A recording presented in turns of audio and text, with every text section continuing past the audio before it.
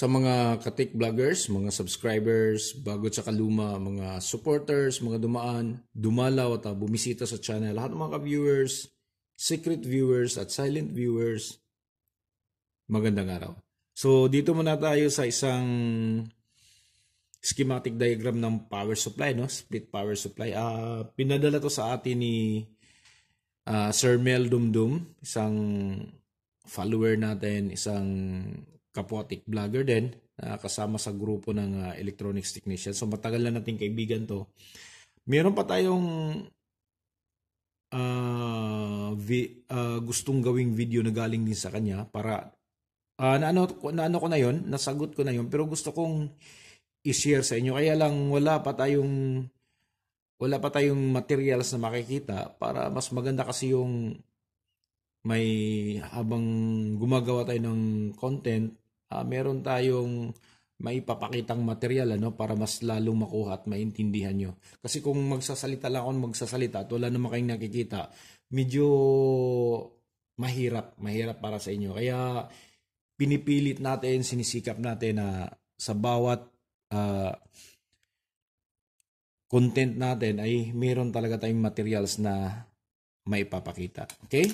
So, shoutout sa iyo, Sir Mel Dumdum, at shoutout na rin natin yung ating kaibigan na taga Bohol na napakahusay nito. Kung gusto nyong matuto kung paano yung paglalatiro, pagpipintura, at pinaka-importante talaga dito sa trabaho niya kung paano yung pagbabaklas ng iba't ibang parte ng katawan ng sasakyan. Napakahusay at napakagaling nito. Galing talaga ng Pilipino. Nagtatrabaho to ngayon sa Quebec, sa Canada. Dito mo makita iba't ibang klase ng mga sasakyan, bago at luma, kung gaano ka-safe, yung hindi bara-bara yung pagtanggal, yung tamang paraan sa pagtanggal ng mga hood ng sasakyan, yung yung mga pintuan, kahit na anong part ng sasakyan. Napakahusay nito. Ito yung kanyang channel, Lim Auto Care 3M. Sana'y madalaw nyo. So, 100% marami kayong matututunan dito sa kanya. So, ito tuloy tayo. Ang tanong ni Sir Mel sa atin dito, pinadala niya to via Messenger, para makita ko kung functioning ba tong schematic diagram na to. Ayan. At base na rin sa nababasa ko dun sa mga comments, kasama nung picture na pinadala sa atin ni Sir Mel, may isang nagko-komento doon na hindi raw po pwede itong yung ganitong klase ng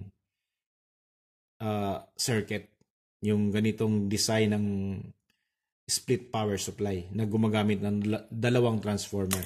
Okay? So hindi ko naman masisi yung mga nagko-comments doon, kasi itong mga ganitong schematic sa mga nag-uumpisa pa lang, hindi kasi sila gaanong makaka-encounter ng mga ganito. Bihirang-bihira to. Diskarte na lang to sa mga veteranong technician, kung papaano nila makuha yung kanilang mga target. Okay? So dito, Sir Mel, papaliwanag ko sa iyo, ito, functioning tong schematic na to, walang problema to, gagana to. Ang sabi kasi nung isa nag-comments, hindi raw po pwede to dahil ang mangyayari, magbabaga daw yung transformer at masusunog dahil, tama ba yung sinabi ko? Dahil hindi raw ginamit yung center tap. So yung center tap, walang problema para sa akin kahit na hindi gagamitin yan. So bakit nga ba gumamit siya ng dalawang transformer dito? Okay? So ito na lang ito kitang-kita na may nakalagay na Sir Mel, Kompleto naman ang level yung kanyang schematic, di ba? Ayan. So ito ngayon yung target niya, yung 84 volts. So kung isang transformer lang yung gagamitin niya, yung ito lang, 30-030 para makakuha siya ng split. Okay? So ang mangyayari, ito lang. Paglampas dito ng rectifier, ang mangyayari ay 30 volts.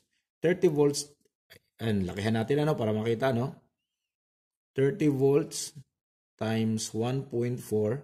So, ang lalabas dyan, 42 volts lang. So hindi niya kayang kalahati lang ng 84 yung makukuha niya kapag ito lang. So ang ginawa niya, dahil dalawa naman yung transformer niya, hindi niya ginagamit yung 0. Direkta siya sa 30-30. Okay? So gumawa siya ng isang bridge rectifier dito. So ito ngayon yung magdadrive ng 60 volts papasok dito. Okay? Tapos ito yung gagawin niyang, ang kukuhanin niya lang dito ay yung positive. Okay? Kaya ito, ayan siya, positive dito. So 30 plus 30 equals 60. Ayan na siya, 60. 60 times 1.4 equals 84 volts. So ayan na siya. Lumabas na yung target niya. Nakuha na niya yung 84 volts. So ang kinuha niya lang dito sa bridge rectifier na to ay positive lang. Okay? So ito, maliwanag, positive. Ayan, positive lang yung kinuha niya. Ngayon dito sa kabila naman, ganun din. Kinuha niya rin yung 30-30. So ang ginamit naman niya dito sa isang rectifier, ang ginamit niya lang ay negative. Dahil split, di ba? Kapag split, kailangan natin ng positive, negative, tapos ground. Okay? So dito kinuha niya positive, dito naman kinuha niya negative. Ayan siya, oh. Negative, papunta dito. Positive naman ito, dito. So meron na siyang positive tsaka negative. So saan siya kumukuha ng ground? Yung bakante dito na hindi niya ginamit na negative, ayan siya, oh. Pinagsama niya dito sa bakanteng positive. Dahil ang ginamit naman niya dito, negative. So, walang gamit yung positive. Dito naman kinuha niya positive, walang gamit yung negative. So, yan yung pinagsasama niya at ito na yung magiging ground. Ayan, oh. Okay, Sir Mel. Ayan, nakuha mo na. So, walang problema tong schematic na to. Gagana to. Gagana. Ginawa niya lang dalawa. Ulitin ko, ginawa niya lang dalawang transformer para makuha niya yung 84 volts. Dahil 30-0-30 lang yung bawat transformer niya. Ulitin ko, kung ito lang yung gagamitin niyang transformer, hindi niya makukuha. Makukuha niya sa ibang paraan naman. So, meron na tayong content nito. Gagamit siya ng tinatawag na ito.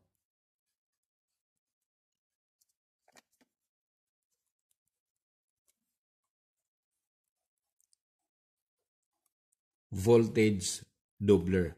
Ayan. So hindi na niya kailangang gumamit ng isa pang transformer kung gagamitan niya ng voltage doubler na schema na circuit. Okay? Kaya ito, Sir Mel, walang problema to. Gagana to. Kahit gayahin nyo to, walang problema. 100% gagana to. Ayan siya.